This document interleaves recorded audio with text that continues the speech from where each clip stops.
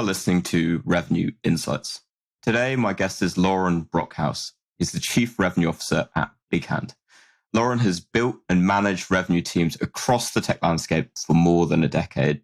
Loren, great to chat to you today. Really excited to dig into things. Yeah, we appreciate the invitation and very excited to participate. So I kind of alluded to it a little bit there. You've worked, built and scaled teams across various different companies that haven't even scratched the surface of, I don't think. So for anyone listening who hasn't come across you before, could you tell them a little bit more about your story and how you got to where you are today? Absolutely. Well, I probably like most revenue professionals, I stumbled into sales. I went to the University of Minnesota, yay, Golden Gophers, and was studying accounting. And as I was studying accounting, a mentor of mine, who still is a mentor today, John Veery, said there was a paid internship at ADP, the payroll company, $7 an hour, and it was a BDR role. And as I was taking those 3x5 recipe cards, or Dun & Bradstreet cards, as they were called before there was Zoom Info, I set appointments, and once in a while I'd be rewarded with getting to go on those appointments. And we would sit down. We were selling small business, so it was a controller. CFOs didn't exist at the time. Sit down with a controller, male, drinking coffee, smoking cigarettes. You could still smoke indoors at that time. And it looked like that controller hadn't been to the gym. And as I sat there, I thought, this is really what I'm aspiring to be. And I decided to change my major to finance, turn that BDR role into a full-time sales role. And here I am as a CRO all these years later. Nice. I feel like we kind of jumped through a fairly long and probably meandering kind of career through sales to get to where you are now. So if you could maybe describe what that kind of experience has taught you and how that experience has helped shape the way that you now run your revenue teams. Yeah, my first boss was remote from me, and he taught me the value of marketing. We would run email campaigns and mail campaigns through an ACT database, which was a predecessor to Salesforce. So I learned very early in my career that creating demand or interest or awareness was very important. So I'm a big believer in optimizing the spend across sales and marketing. Many people, including investors, like to grow by simply adding salespeople. I believe that can create some friction, unnecessary friction in the buyer's journey. Many buyers prefer to buy online and engage a salesperson only when they're ready to buy. So engaging a salesperson too early creates friction. It's also very expensive. And salespeople by nature, if you've got good salespeople, they're urgent. So urgent and nurturing MQLs and supporting a buyer's journey don't always jive. So I'm a big believer in optimizing the spend across sales and marketing, and that you have to start with good data hygiene. You have to invest in it. It has to be a strategy. And then you've got to rank your accounts on propensity to buy so you can guide your marketing and salespeople towards those best opportunities. You've got to use this customer's journey to dictate your sales coverage inside, outside, geo, product, etc. And then the thing that I've probably underappreciated until the last few years has been you have to invest in RevOps. And I define RevOps, or revenue operations, as sales enablement and sales ops, which is your tech stack, and then data insights so you can make data-driven decisions.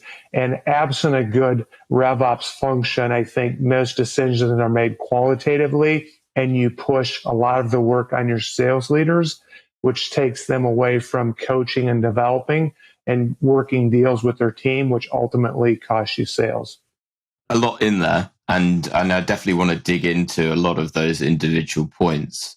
Before we get into that, I'd just love to get kind of an example of what that begins to look like. So I think probably BigHand is probably a fairly good example of this. So when you joined, was it in October of last year? What did that process look like for you going in and taking that approach to building revenue teams? So how do you then look at it and go, okay, now I'm going to get the lay of the land, and this is now the strategy that we're going to follow, and therefore then how do you then shape that the go-to-market approach to the way that you want to deliver it? Yeah, and it really started before joining, during the diligence process on my side and the executive team and board for BigHand. We determined what the 4 growth levers were going to be, and RevOps, we agreed, was going to be one of those growth levers. And when I think about the priorities for RevOps, first of all, we had to stand up the function. Fortunately, we had an internal candidate who has a lot of passion around technology and a lot of passion around process, and so a natural fit for. And he has the historical context and history from BigHand, so a wonderful resource to help build our RevOps function around. The first thing that we decided to do is we needed to optimize our tech stack, and that starts with Salesforce. We hired a resource to start that optimization process. It needs to be an aid for our salespeople to be more productive, not a deterrent.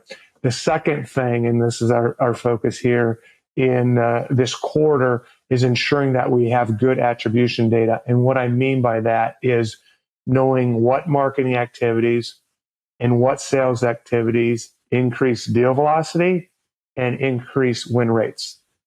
So we need to ensure Salesforce is set up to record those activities. We need to ensure our sellers are enabled and appreciate the need to track those activities. And then we need to start analyzing them to determine what assets, what types of activities have an impact on growing and accelerating sales. Ideally, I can come back to a seller and say, you've got a 100,000 pound technology opportunity here. I see you've got 4 people on the buying team with this product and this size opportunity. The buying team typically has 7 buyers. So you're missing 3 buyers. That could be accurate, or you could have unidentified buyers that are putting your deal at risk. Same way, I can say, you're 90 days into this enterprise opportunity. The average enterprise opportunity closes in 88 days. What have we missed in the process? And if I'm having that conversation at day 90, that's a miss on my part. I probably should have had that conversation earlier. And again, using data and analytics to help our sellers do the right things to increase deal velocity and win rates. I love that. And I'm really interested to dig into that attribution data. And I think it's something that's often overlooked in terms of not only where are we generating MQLs from, but further down the line, what impact is that having on deal velocity and win rates? So in your experience, and I appreciate this will be quite specific to BigHand, probably 2 parts to this question. How do you go about calculating that? And how do you go about understanding, which sources are having the biggest impact on my deal velocity? And then the second part to that is, what did you find were the factors that had the biggest impact? Yeah, great question. First of all, you have to track all sales and marketing activity, events, campaigns, paid media, and all of your sales activities, and start to analyze what's having an impact. So it's a pretty big lift on the revenue team to record all their activities. The first thing is the change management aspect. You have to convince them that that data or the results of their efforts would be valuable to them. And we've got a wonderful team at BigHand. They're not necessarily sales professionals. They are sales professionals, but they're really business people. So they understand that we could go about growth in a couple of ways. Number one, we could do the traditional growth model of adding additional salespeople, reducing their territories, or we can invest in a more go-to-market, a more modern go-to-market strategy and invest in marketing and RevOps so we can make them more productive. The trade-off then is we need you to help us make you more productive. So part of that is recording all activities. Part of that is ensuring that you're getting better each day from a messaging and an industry expertise standpoint. So that's how we approach the change management. Part of that was taking sales leadership and marketing leadership and saying, what do we believe the high value activities are? Then taking them to our revenue advisory board and say, which is made up of our representative sellers and sales engineers and sales leaders of each of our teams, from a product segment and geographical area, and asking them to fine tune those high value activities. And then once we've agreed upon them, configuring Salesforce to support that. So we had sales leaders input. We had key stakeholders within the revenue organization's input before we finalized it. So it's been a very intentional change management path to gain buy-in, but it's really not gaining buy-in. It's helping them understand how it's going to help them. And that takes time. There's a couple of bits in there, and I think I love the way that you can simplify down that process to get to that point. And then I guess what I'm really interested in is, now you've got that information, and now you know, okay, these are the regions and the specific industries, and perhaps even down to the point of, these are the specific personas that are having the biggest impact on our deal velocity. What does that process look like then to actually get that implemented into your sales teams or your wider go-to-market teams? And how do you improve the adoption of that? Is it through through the sales leadership, or is it through process?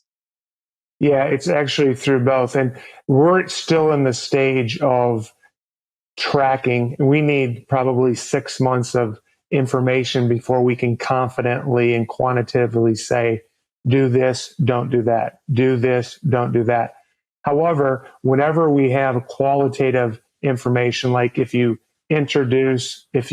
are able to get the chief operating officer into your sales process at this point versus this point, it speeds up your deal velocity by X. Qualitatively, we're having that experience, and we socialize it in our monthly recognition meeting, and we socialize it in our weekly team meetings. However, we want to get to a point where we can support that qualitative experience with a quantitative approach. But we've just started the data collection process, Lee, and we're 6 months out from being able to have enough data to be able to quantitatively do that. But we celebrate the successes.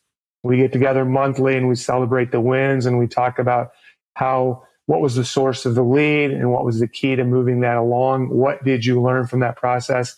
Each time an opportunity is closed, I get an email notification from Salesforce. I reach out to the salesperson and ask them, what was the lead source and what did you learn from that process? And then when there's something different or exciting, I will circulate that amongst the sales team. And then sales leadership is celebrating via Yammer and the wins as well. So we do a lot of socializing of those things that are working and those things that are leading to faster deal velocity and ultimately sales growth. Nice. I'll have to reach back out to you in 6 months then, when you've got the rest of the process and automation in place. So you've touched on a lot on kind of how you're approaching things now. How would you say that approach has evolved, particularly over the last 12 months? Yeah, it's become more data driven, and I've moved the focus from the bottom of the funnel to the middle of the funnel. And what I mean by that is marketing owns the top of the funnel. They need to create awareness and MQLs. Sales owns the bottom of the funnel, which is working a sales qualified leader and SQL to close. That still leaves the biggest part of the funnel, that mid funnel, that sometimes marketing owns it, sometimes sales owns it. If sales owns it, you're creating unnecessary friction in the process because salespeople are urgent and not best wired to nurture MQLs. Plus, they're expensive. Plus, that takes away selling time. Likewise, marketing doesn't always have the dedicated focus on mid-funnel because they're trying to hit their MQL goals. So what I've increased my focus on in the past year is a more mid-funnel strategy, intentional strategy investment to ensure we're doing everything possible to nurture those MQLs, speed up the conversion process, and increase the conversion rate. That would be number one. And then part of that is making it a marketing function versus a sales function, because I believe that's more aligned with the buyer's journey. And it also gives you an opportunity to increase the marketing budget and start to optimize that spend between sales and marketing as you want to accelerate your sales growth. Well, to me as a marketer, it makes a lot of sense, but to sales leaders at home, maybe not as much. So what is I think probably the biggest thing to anyone listening that's going, okay, that sounds really interesting, but how am I going to do that? We're sales led. We're kind of very much, that's the way that we're used to doing things. So what would you recommend then of anyone that did want to adopt that approach? How would you start to prove the value of it? And how would you go about change management? Yeah, great question. Number one, you have to believe it yourself. So if you grew up on the sales side of the house, which the majority of your CROs did, and you're going to have to educate yourself and expose yourself to the power of marketing and the buyer's journey so that you believe. Once you believe, you need to convince the executive team that is the best approach going forward. And then once you've got executive team buy-off and funding, you then need to go to your sales leaders and convince them that we can grow faster and with less friction by investing in marketing, vice adding salespeople. Once you have your sales leaders convinced, then you go to the sales team and say, do you want to make more money? Which typically gets their attention. And then you start the slow change management process of educating them how we're going to do it. Yeah. And you kind of touched on some of the areas that you've found to start to work. Could you elaborate a little bit more on some of the tactics and I guess more specific things that you have been doing in that middle of the funnel that you found have been really starting to work that ultimately have been helping your salespeople to make more money? Yeah. So first of all, in the past, we've piloted BDRs, and we started with an outbound motion. In our industry, legal tech is bought. It's not sold. It's bought. It's not sold. So an outbound motion has a limited ROI. So we determined that we needed to go all in on inbound and increase inbound demand and set up a marketing development team, a marketing development rep team to support that. So the first thing that we did is we decided to put it under marketing for the reasons that we believe it's better alignment with the buyer. And we also believe that it'll provide better feedback on MQL quality, which ultimately is going to drive the most SQLs.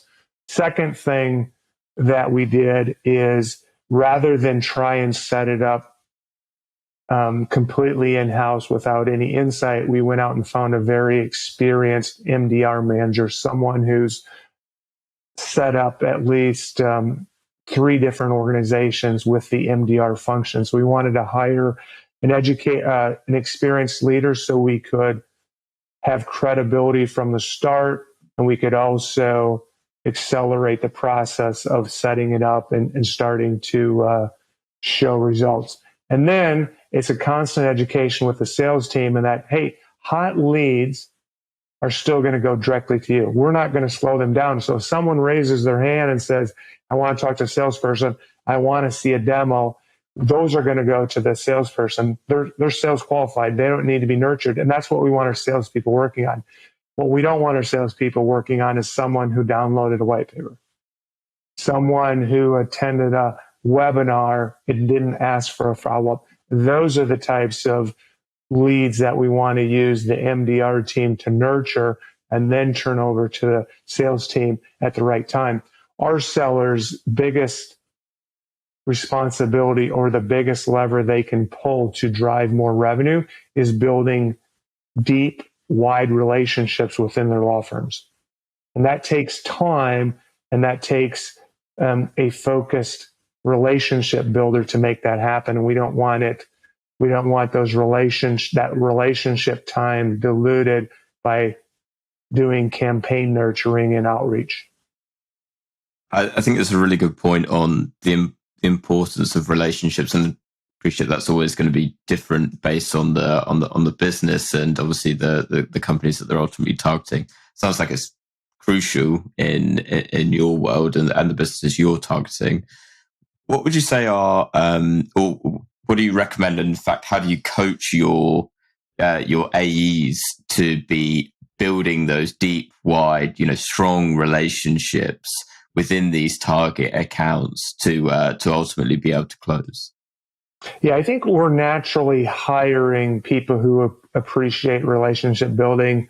They appreciate the legal industry. Many of them have worked in law firms or have some legal training in their background. So I think they're naturally attracted to law firms and the industry, number one. Number two, what I've found where we can be most helpful is helping our sellers understand that the buying teams have grown. The last Gartner research paper said that the average buying team is it's 6 to 10 people. And oftentimes when I'm looking at our opportunities in Salesforce, we have a much smaller buying team identified. Doesn't mean that buying team isn't in OneNote or Outlook, but it's not in Salesforce. And if it's not in Salesforce, we cannot do any account-based marketing. We cannot do any awareness marketing to those. So number one, help our sellers realize that we need those contacts in their email in Salesforce, number one. Then number two, we took them through a strategic selling workshop where we said we have to identify the entire buying team. And if you don't, you're putting your deal at risk from a win-loss standpoint. You're also probably slowing down deal velocity. So it's more about helping them realize there's more people in that firm they need to be building relationship with, because the number of stakeholders that our products touch as we continue to expand our portfolio is only growing. So the buying team is growing. The number of buyers we touch because our product portfolio is growing is expanding. So they need to not only build deep relationships, but they need to go broad. And that's really what our focus here is in FY24. Out of interest, do you use a sales methodology to help understand those different buyer roles and to help identify them as opportunities are created in your pipeline? Yeah, the foundation that we set out this year with is strategic selling. And some people will say, well, strategic selling is not current. What about, Medic? What about Challenger? Strategic selling is really the foundation that everything else is built on. When I think about strategic selling, I think about three things. Number one is identify the entire buying team. Number two is identify the win results for each one of those buyers. And then number three is your red flags. A red flag is an unidentified buyer or an unidentified win result. And the goal in strategic selling is to reduce the number of red flags. So that's the foundation that we've built our sales methodology on. Yeah, that makes total sense. So obviously when you're going into a new business and you're building this from scratch, and we've touched on really change management. I'm curious to understand, particularly when you're going into the business that, you're basically modernizing everything. How do you do that and still either maintain the same culture or evolve it into a new one? Yeah, it would be very wrong and egotistical for me to say that I came to BigHand in October and implemented a completely new go-to-market strategy, because that's absolutely not the case. The leadership team had started down these paths and was implementing a number of these initiatives. They weren't going as fast as they wanted, because I think the change management aspect was creating bigger road bumps than what was needed. So what I did was come in and prioritize the growth levers, and then ensure that we put enough energy behind the change management process to start to drive those growth levers. Now, I can sit here 6 months in after just completed our North American sales kickoff and say people are excited. And however, what's most important is how excited they are in 6 months. And even more important is where we finish March 31st of 2024, which will be, the first fiscal year that I'm responsible for. But I simply took what was working, did some small modifications, and then started to focus my energy around change management and execution. I'm a big believer in do less better, because I think trying to do too many things really dilutes someone's effectiveness and doesn't allow anyone to be fulfilled in accomplishing things on a regular basis. Yeah, absolutely. And I'd imagine that approach also suits certainly the market conditions right now, where obviously, as everyone knows, it's become increasingly challenging to sell. And so, of that approach of doing more with less, what have been some of the advice that you've perhaps passed down to your sellers in terms of how they can be more effective, selling during an economic downturn, and how they can be more efficient in the way that they are selling to accounts? Yeah, first thing that we needed to do was to recognize how many of our sales and marketing people had never operated in an uncertain economy. So, for example, last week at our kickoff in Washington, D.C., I asked everyone to stand who started their sales and marketing career in 2010 or later, and it was over half of the team. So they've never operated in an environment where money wasn't cheap and investments were made to simply grow the top line with little regards for the bottom line. So the first thing that we did is we created, we took a book by Jeb Blount called Selling in a Crisis, and we asked each of our sales directors to take their team through a book club on that book. It's a great book, and I thank Tony Blaisdell, our managing director in Australia, who made me aware of it. 20% of that book is around selling in an uncertain economy. 80% is Sales Foundation 101. So it's a wonderful book for a sales team to review. So that's the first thing that we did. We're going through that now in this quarter. Next quarter, we're going to take them through negotiation training. Why negotiation training? We want to always be thoughtful to keep our sellers on their toes, is what you say in North America and the UK. We want to keep them on their front foot.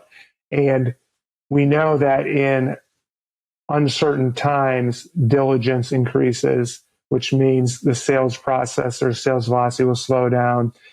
We could be subject to deeper sales discounts if we don't stay on our front foot. So we want to put our sellers in a position where they're confident in sticking to their proposal, confident in sticking to the timelines of the agreed upon sales process or buyer's journey and such. So those are the two big things that we're taking them through.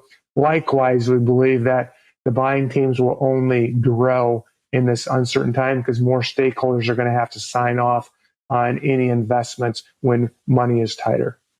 Yeah, absolutely. And you actually kind of touched it there. I'll include a link down to Selling in a Crisis in the show notes below. The final question that I wanted to ask you, Loren, was outside of that recommendation, what is one book that you would recommend to other revenue leaders? I can't recommend one. I have to recommend two, if that's okay. I'll allow it. Okay. So the first one is Atomic Habits by James Clear. My daughter, who's in enterprise sales, was asked to read this at Zscaler, and she made me aware of it, and I consumed it. And the thing that I took from that book is you don't rise to the level of your goals, but fall to the level of your systems. So me as the CRO, again, you don't rise to the level of your goals, but fall to the level of your systems. We hire great people. I need to make sure that they have a great system in which to operate. And that influences my desire to take on more technology versus optimizing what I have, et cetera. I want to make sure I'm creating a good system for them. that's also why I focus heavily on propensity data so that we can aim them towards the best targets. The second one is Deep Work by Cal Newport. A gentleman by the name of John Donovan recommended this book to me, and I read it about 2 years ago. And I'm remote from all of my people. Some are in Australia, some are in England, many are spread across the United States and Canada. And when they are reaching out to me, they have a problem. And before they can take the next step, they need my input or my counsel. So I make myself available at all times and even on weekends so that I don't hold up their progress. What I've found in doing that, and I've been doing that for years because my first mentor always took my phone calls when I started out my sales career.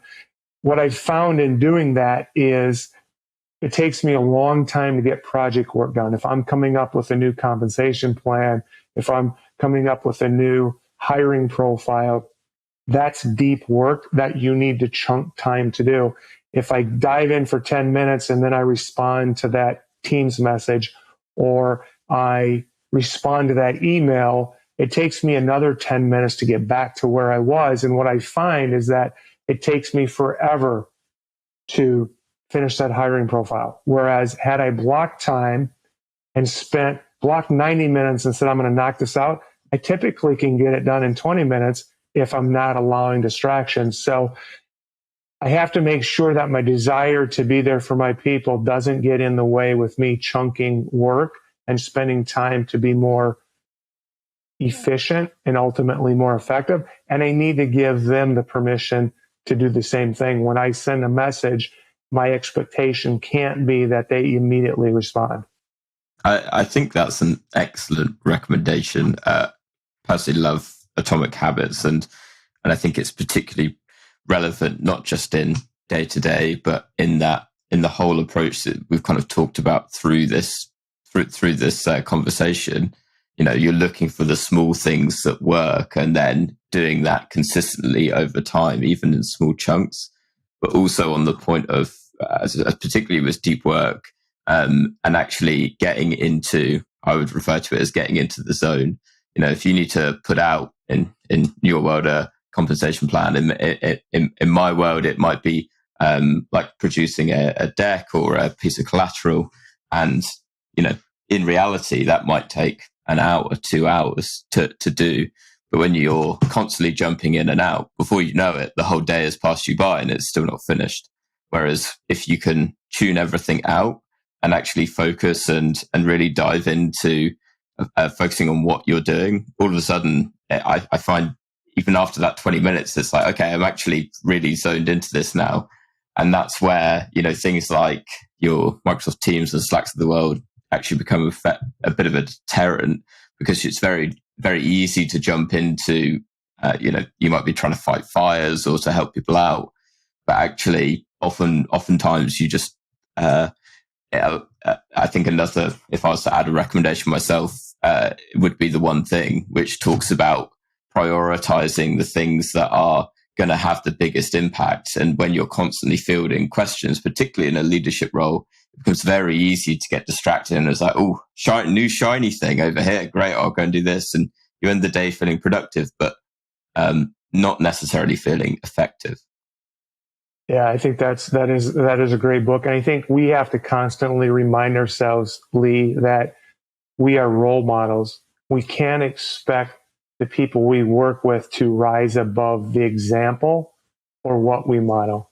Yeah. And we're constantly being evaluated from that perspective. Last week in DC at our sales kickoff, we had a number of presenters. These are all wonderful, experienced, talented people. But you had some people who presented some very long PowerPoint decks, many slides with a lot of words. And you had other people who used a slide or two and a lot of animation. And as I think about our sellers, I believe that the seller who uses less words, less slides, more animation, more conversational is going to resonate better with our buyer than the typical PowerPoint. So again, unless we model that for our sellers, they're never going to change what they do. So we constantly have to model what we expect. And I shouldn't say expect, we should model what we believe will help them become their best self.